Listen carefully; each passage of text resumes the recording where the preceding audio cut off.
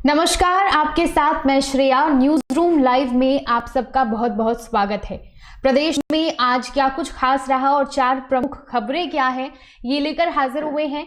और पहली खबर की बात करते हैं, जिसमें कांग्रेस पार्टी में बड़े फेरबदल की उम्मीद और बड़े फेरबदल की प्रदेश कांग्रेस संगठन में जो खबरें लगातार सामने आ रही हैं, उससे ही जुड़ी हमारी पहली खबर है। 28 विधानसभा सीटों में उपचुनाव हुए, उसके बाद जिस तरीके से कांग्रेस को हार का सामना करना पड़ा, उसके बाद अब कांग्रेस में लगातार बदलाव की खबरें सामने आ रही हैं। और जो जानकारी अभी तक सामने आई, और इसकी शुरुआत एनएसयूआई और यूथ कांग्रेस से होगी। प्रदेश कांग्रेस संगठन में जो बदलाव हो रहे हैं, जो 28 विधानसभा सीटों पर उपचुनाव हुए, कांग्रेस को करारी हार मिली, सिर्फ 9 सीटें उनके खाते में आई। और फिर कांग्रेस में बड़े बदलाव की जो खबरें हैं वो लगातार सुर्खियों में रही। एनएसयूआई और यूथ कांग्रेस से इसकी शुरुआत होने की अब बात हो रही है। यूथ कांग्रेस के अध्यक्ष पद पर बीते 5 साल से कुणाल चौधरी काबिज हैं।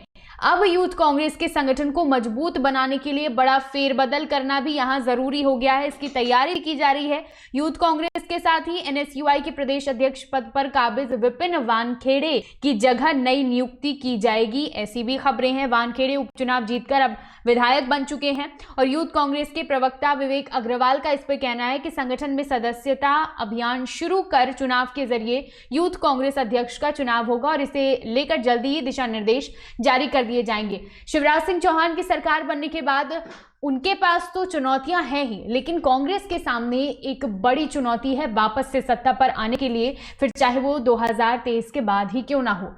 बहुत सारी तैयारियां कांग्रेस को करनी होंगी और ये बड़ी चुनौती आगामी नगरीय निकाय चुनाव के लिए भी है। और अगर अभी फेरबदल नहीं हुआ, अभी अगर संगठन को मजबूत नहीं किया गया, तो इसका असर आने वाले नगरीय निकाय चुनाव में भी कांग्रेस को देखना होगा। और वहां पर बीजेपी का मुकाबला कांग्रेस उतनी मजबूती से नहीं कर पाएगी। इसलिए कहीं ना कहीं ये फेरबदल और पार्टी को और मजबूत करना काफी ज्यादा अब जरूरी हो गया है कांग्रेस के लिए। और इसकी शुरुआत कहा जा रहा है कि एनएसयूआई और यूथ कांग्रेस से की जाएगी। देखना होगा कि क्या कुछ बदलाव कांग्रेस में सामने आते हैं। प्रदेश की दूसरी खबर की ओर चलते हैं। कोरोना संक्रमण अभी भी बरकरार है। दिल्ली में एक बार फिर से लॉकडाउन की खबरें तेज होती जा रही हैं। और वहां पर लॉकडाउन के बाद अब सवाल ये उठ रहा है कि क्या मध्य प्रदेश में भी लॉकडाउन लगेगा, क्योंकि सब नहीं, मध्य प्रदेश के कुछ जिलों में अभी भी कोरोना संक्रमण तेज हो रहा है। एग्जाम्पल ले लेते हैं राजधानी भोपाल। राजधानी भोपाल में जहां बाकी जिलों में थोड़ा ठहराव है, संक्रमण में कमी देखी जा रही है, तो राजधानी भोपाल में संक्रमण अभी भी बरकरार है और तेज होता जा रहा है।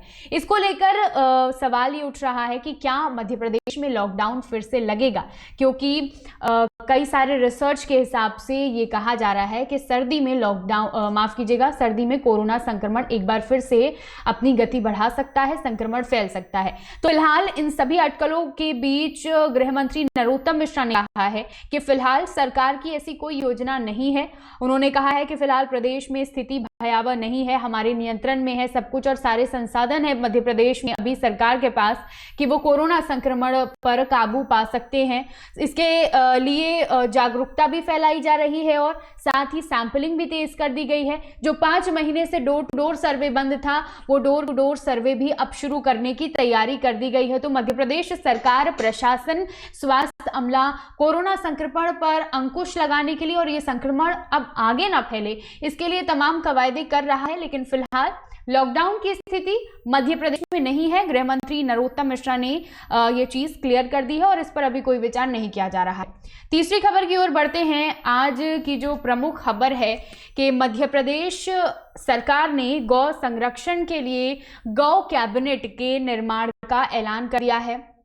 देश में मध्य प्रदेश की यह पहली गौ कैबिनेट है और इसमें इस कैबिनेट को 6 विभागों में बांटा जाएगा। 6 विभागों में ये कैबिनेट बनेगी। इसके लिए इसका ऐलान मुख्यमंत्री शिवराज सिंह चौहान ने ट्विटर में किया था और उसके बाद 6 विभागों में अलग अलग लोग हैं जो अपना अपना विभाग देखेंगे।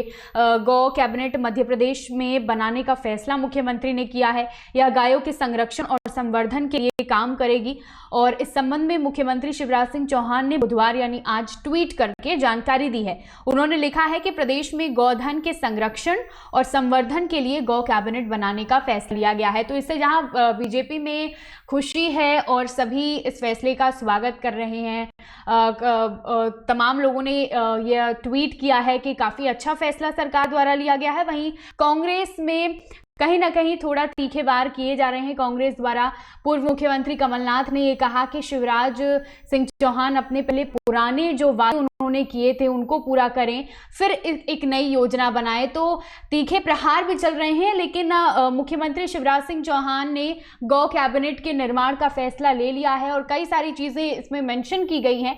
आगे देखना होगा कि इस गौ कैबिनेट में क्या कुछ नया होता है। जो चीजें इसमें शामिल की जा रही हैं वो मैं आपको बता दूं, पशुपालन, वन, पंचायत एवं ग्रामीण विकास, राजस्व, गृह और किसान कल्याण विभाग गौ कैबिनेट में शामिल होंगे। तो ये सारी चीजें इसमें शामिल हैं और किसे कौन सा विभाग मिल रहा है ये भी देखना होगा और क्या कुछ काम इसमें आगे होता है ये भी आगे आने वाले समय में पता चलेगा।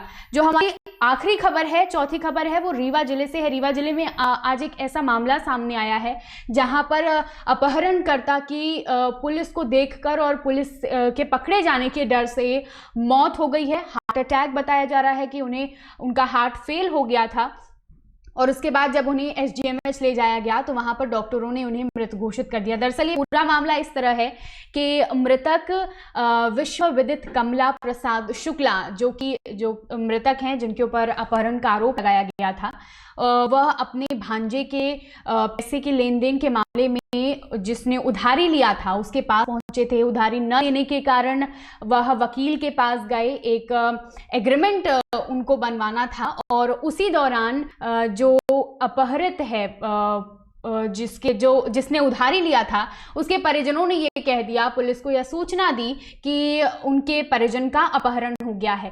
जब पुलिस मौका वारदात पर पहुंची तो अपहरणकर्ता कमला प्रसाद शुक्ला वहां से भाग निकले और कहा जा रहा है, जो जानकारी अभी तक सामने आई है, कि वह इतना तेज भागे कि उनकी सांस फूलने लगी, उन्हें अटैक आ गया और आनन फानन में उन्हें संजय गांधी अस्पताल भर्ती